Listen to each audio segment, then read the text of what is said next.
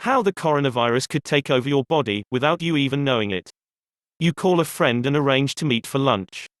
It's unseasonably spring-like, so you choose a place with outdoor seating, which seems like it should be safer.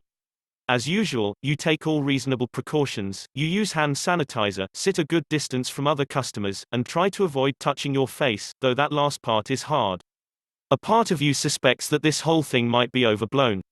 What you don't know is that 10 days ago, your friend's father was a guest of his business partner at the university club, where he caught the novel coronavirus from the wife of a cryptocurrency speculator. 3 days after that, he coughed into his hand before opening the door of his apartment to welcome his son home. The saliva of COVID-19 patients can harbor 500 billion virus particles per teaspoon, and a cough aerosolizes it into a diffuse mist. As your friend walked through the door, he took a breath and 32,456 virus particles settled onto the lining of his mouth and throat.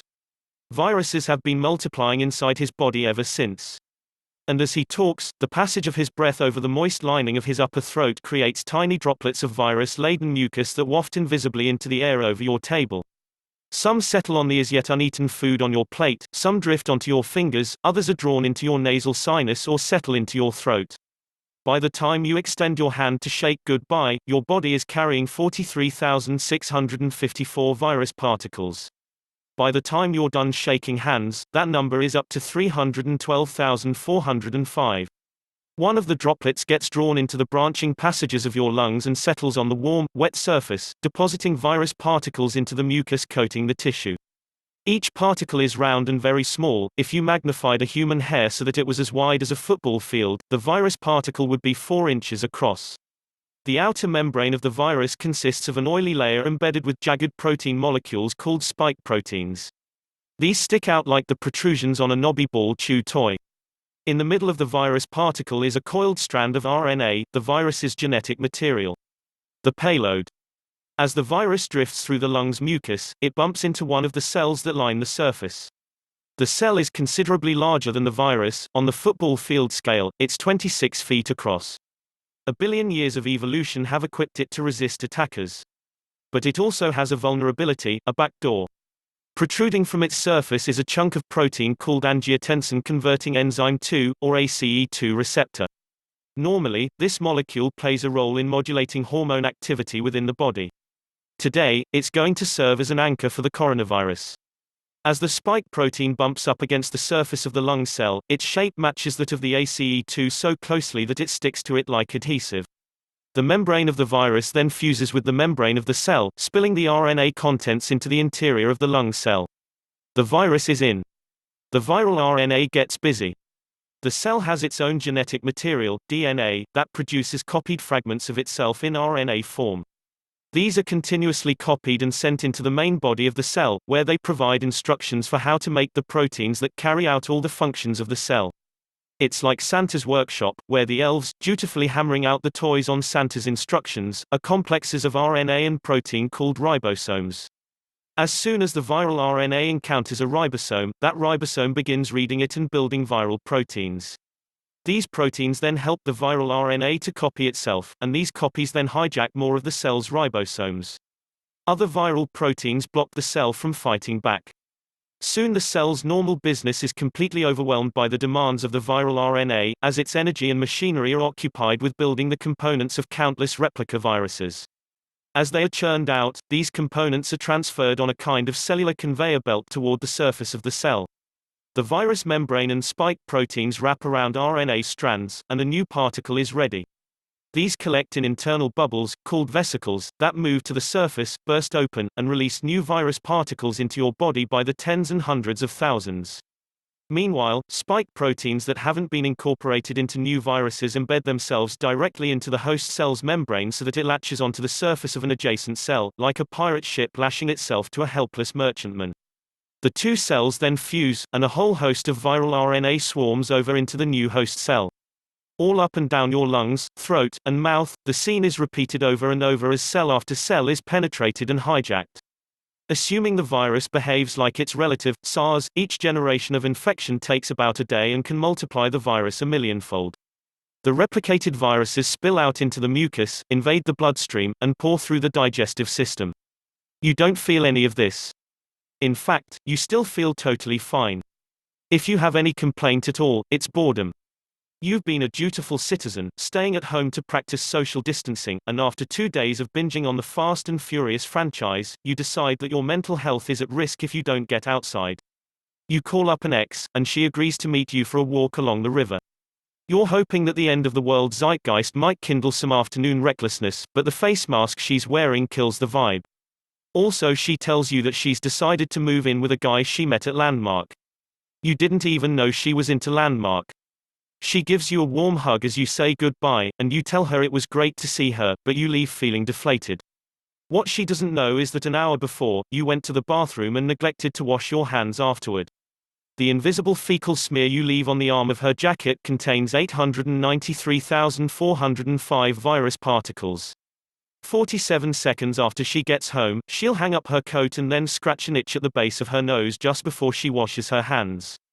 In that moment, 9,404 viral particles will transfer to her face. In 5 days, an ambulance will take her to Mount Sinai. Like a retail chain gobbled up by private equity, stripped for parts, and left to die, your infected cells spew out virus particles until they burn themselves out and expire.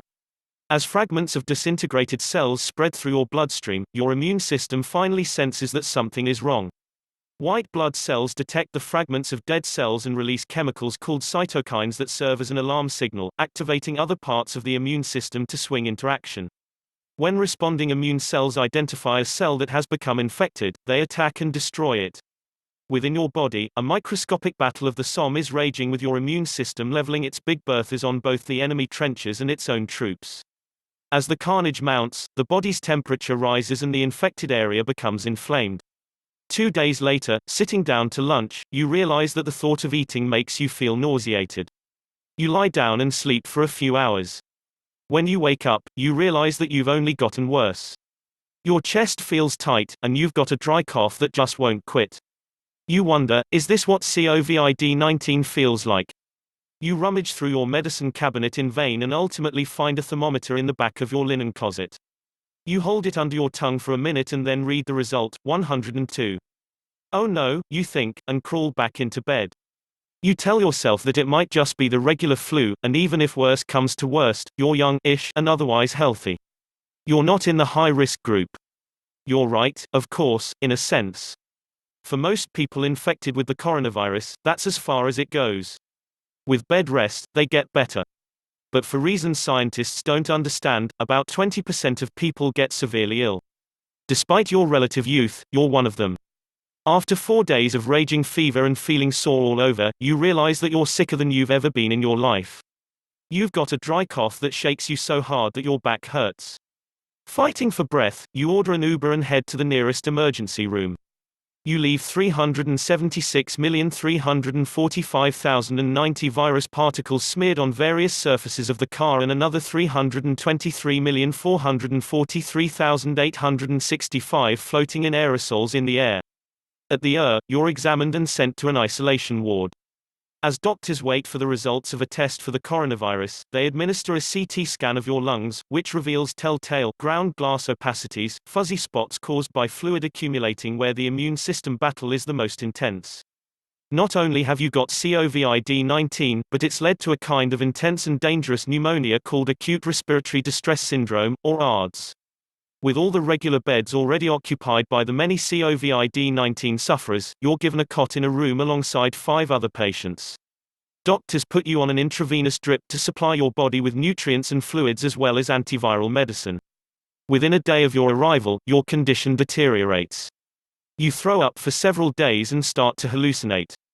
Your heart rate slows to 50 beats a minute. When a patient in the next room dies, doctors take the ventilator he was using and put you on it. By the time the nurse threads the endotracheal tube down your throat, you're only half conscious of the sensation of it snaking deeper and deeper toward your lungs. You just lie there as she places tape over your mouth to keep the tube in place. You're crashing. Your immune system has flung itself into a cytokine storm, an overdrive of such intensity that it is no longer fighting just the viral infection but the body's own cells as well. White blood cells storm your lungs, destroying tissue. Fluid fills the tiny alveolar sacs that normally let the blood absorb oxygen. Effectively, you're drowning, even with the ventilator pumping oxygen-enriched air into your lungs. That's not the worst of it. The intensity of the immune response is such that under its onslaught, organs throughout the body are shutting down, a process known as multiple organ dysfunction syndrome, or MODS. When your liver fails, it is unable to process toxins out of your blood, so your doctors rush to hook you up to a round-the-clock dialysis machine. Starved of oxygen, your brain cells begin to expire. You're fluttering on the edge between life and death. Now that you've slipped into MODS, your odds are 50-50 or worse. Owing to the fact that the pandemic has stretched the hospital's resources past the breaking point, your outlook is even bleaker. Lying on your cot, you half hear as the doctors hook you up to an extracorporeal membrane oxygenation (ECMO) machine.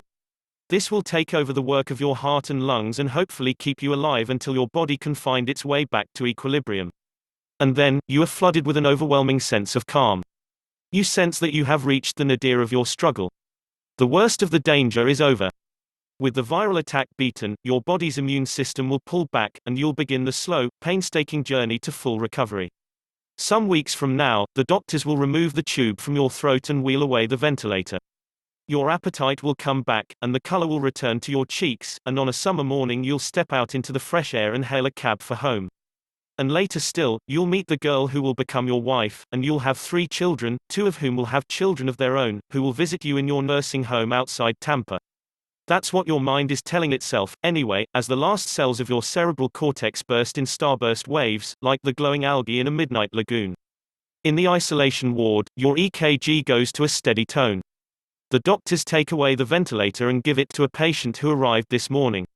In the official records of the COVID-19 pandemic, you'll be recorded as victim number 592. Visit www.beatcv.com to learn more.